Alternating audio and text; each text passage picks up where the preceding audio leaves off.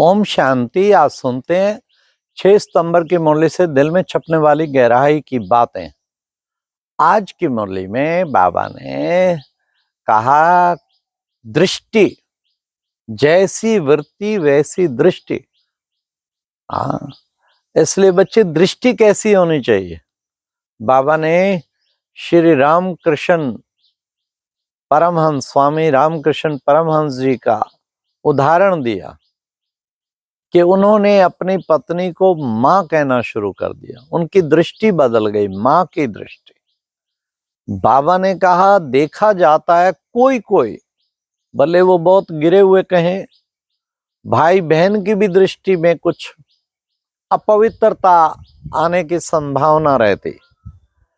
पिता पुत्री की दृष्टि में भी बाबा ने कहा पवित्रता आने की संभावना रहती, परंतु मां के प्रति कभी भी कुदृष्टि नहीं होती। इसलिए बाबा ने कहा, श्री रामकृष्ण परमहंस ने मां कहना शुरू किया। बच्चे बाबा मां या बाबा ये नहीं कहते ये कहो, स्त्री को मां कहो। हाँ, बाबा कहते स्त्री को आत्मा समझो और आत्मक दृष्टि रखो। आत्मा आत्मा, भाई भाई, ये भाई भाई की दृष्टि रखो। आज बाबा ने कहा कि बच्चे देखो, ये आत्मा है जो पार्ट बजाने आती है। इस कर्म क्षेत्र पर पार्ट बजाने के लिए हम आत्माएं आती हैं। हर एक का वैरायटी पार्ट देखो, 800 करोड़ आत्माएं पार्ट बजा रही हैं अपने अपने मिले हुए चोले के द्वारा। तो ये सारा आत्मक दृष्टि इससे बन जाती है ना, कि सब हम आत्माएं कैसे भाई भाई सब आए हैं वहां से। बाबा ने कहा, शांति धाम से आते हो तुम पार्ट बजाने के लिए। फिर बाबा ने कहा कि सत्य बाप सत्य बातें ही सुनाते हैं। बाबा आकर तुम बच्चों को पढ़ाते हैं, जिससे तुम इतना ऊंचा वर्षा प्राप्त करते हो। तो बाबा ऐसे सत्य बाप को बच्चे कितना न याद करना चाहिए। आज बाबा ने कहा कि बच्चे, ये कल्प वृक्ष का गायन गीता में है। देखो, जितने भी धर्म शास्त्र है ना, बाबा ने महिमा की गीता सर्वशास्त्रमय शिरोमणि, उसमें फिर भी काफी ज्ञान की कोई कोई बातें मैच करती। तो बाबा ने कहा कि देखो बच्चे, कल्प वृक्ष का गायन है। अब तुम बच्चे समझते हो कल्प वृक्ष, इसका बीज तो ऊपर में है। ये विराट वृक्ष रूपी झाड़ पर भी तुम बच्चों को समझाना, वो समझ जाएंगे हर एक धर्म किस किस वक्त आते हैं। तो इसका भी बच्चों को ज्ञान देना। सब बच्चे, ये अनादि ड्रामा बना हुआ है, बना बनाया ड्रामा है, इसमें कुछ हेर फेर नहीं हो सकती। फिर बाबा ने कितना अच्छा आज कहा कि बच्चे, सर्विस बाबा का बन के, बाबा के पास रह के, घर में रहते हैं और सर्विस नहीं करते हैं, तो दास दासियों का पद पाएंगे। इसलिए हमें कुछ ना कुछ बाबा की सेवा 4-5 घंटा 6 घंटा मनसा सेवा करो, वाचा सेवा करो, कर्मणा सेवा करो, सेवा जरूर करो। बाबा ने कहा सर्विस नहीं करेंगे तो दास दासियों का पद पाएंगे। हाँ, बाबा ने कहा करके पिछाड़ी में जाके नंबरवार ताज मिल जाएगा। पिछाड़ी माना त्रेता के एंड में जाके। इसलिए ऐसा बाबा ने आज सर्विस का इशारा दिया। फिर बाबा ने कहा कि बच्चे देखो, तुम काम चिता पर जल कर काले हो गए हो। सारी दुनिया काम चिता पे जल के भस्म हो गई है। अब बाप आकर के ज्ञान चिता पर बिठा करके गोरा बना देता है। सच में सारी दुनिया इन विकारों के और खास काम महाशत्रु उसके विकारों के जाल में फंस गई। अब बाबा आके उससे हमें उठा के ज्ञान चिता पर बिठा देता है। तो काम चिता से उठा के बाबा ज्ञान चिता पे बिठाता है। तो फिर बाबा ने कितना सुंदर कहा कि बच्चे, अब तुम बच्चे ज्ञान रत्नों से अपनी झोली भर रहे हो। ये ज्ञान रत्नों की कमाई हो रही है।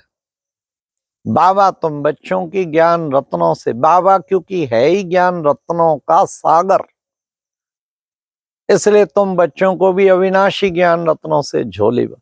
बच्चे, पढ़ाई है सोर्स ऑफ इनकम, तुम्हें निश्चय होना चाहिए पक्का कि हम ही, या बाबा ने कहा ज्ञान भक्ति वैराग, ज्ञान मिलता भक्ति छूटती, फिर वैराग, वैराग्य आता, संगम पे वैराग, सतयुग त्रेता ज्ञान स्वरूप आत्मा, द्वापर कलयुग भक्ति ज्ञान भक्ति वैराग।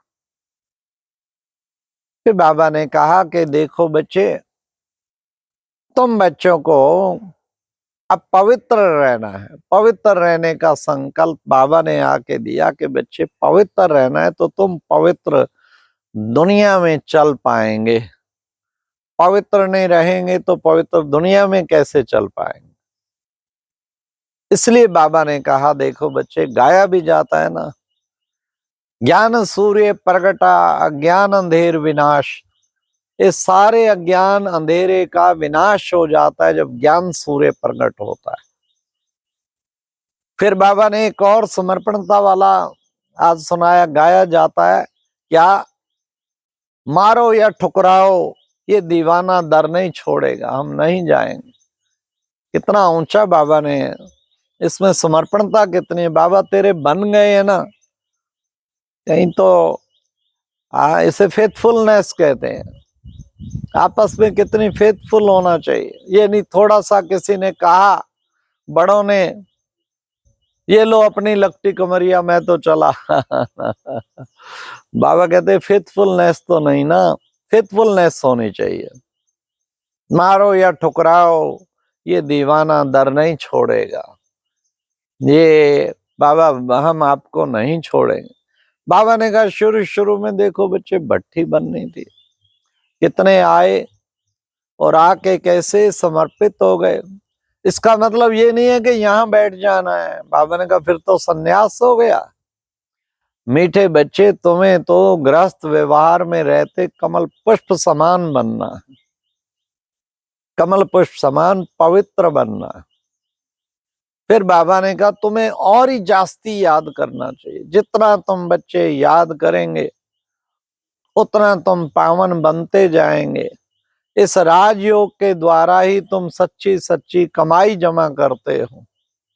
इसलिए बच्चों को याद का होना रखना है कि ज्यादा से ज्यादा बाबा को याद। बाबा ने अंत टाइम कर्मातीत अवस्था याद के द्वारा ही होनी। फिर बाबा ने कहा बाबा ले जाते अब तुम बच्चों को शांति धाम, शांति देवा कहते ही बुद्धि ऊपर चली जाती है। बाबा ने कहा मैं क्या करने आया हूं, एक धर्म का, आदि सनातन देवी देवता धर्म की स्थापना और सब धर्मों का विनाश। अब बच्चे राजधानी स्थापन हो रही है, जो कर्मातीत अवस्था हो गई तो तुम्हारी राजधानी स्थापन हो जाएगी। तो ऐसी सतयुगी दुनिया में तुम बच्चों को बाबा ले जाने के लिए आए हैं। फिर आज बाबा ने विशेष वरदान में कहा ज्ञान रत्नों को बुद्धि में रख, व्यर्थ को समाप्त करने वाले होली हंस भवा। ज्ञान रत्नों से सदा बुद्धि भरी रहेगी तो फिर व्यर्थ तो खत्म होता जाएगा। यह वो आता जाएगा, घड़े में पॉजिटिव भरता जाएगा, नेगेटिव सारा निकलता जाएगा। ज्ञान रत्नों से खेलने वाले, ज्ञान रत्नों से बुद्धि में रखने वाले, व्यर्थ को समाप्त करने वाले होली हंस। होली हंस, हंस क्या करता, व्यर्थ और समर्थ को अलग अलग, दूध और पानी को अलग अलग, निरक्षीर विवेक हंसो हंसा बको बका, दूध और पानी को अलग करने में हंस हंस है, बगला बगला है। हंसा श्वेता बको श्वेता, क्या भेदो हंसो बका, हंस भी सफेद बगला भी सफेद, क्या फर्क है, निरक्षीर विवेक। तो ऐसा बाबा ने होली हंस आज कहा हम बच्चों को कि तुम बच्चों को ऐसा होली हंस बनना है। फिर बाबा ने आज स्लोगन में भी कहा विजयी आत्मा कौन, विजयी आत्मा भी बनना है। तो विजयी आत्मा बनने के लिए बाबा ने कहा तुम बच्चों को सदा क्या करना है, विजयी बनने के लिए बाबा ने कहा कि बच्चे साधारणता को समाप्त करके विजयी आत्मा बनने का लक्षण धारण करना है। किसी भी प्रकार का साधारणता ना रहे, तब हम विजयी आत्मा बन पाएंगे। अच्छा, ओम शांति। ये थी आज की मुरली से दिल में छपने वाली गहराई की बात। ओम शांति।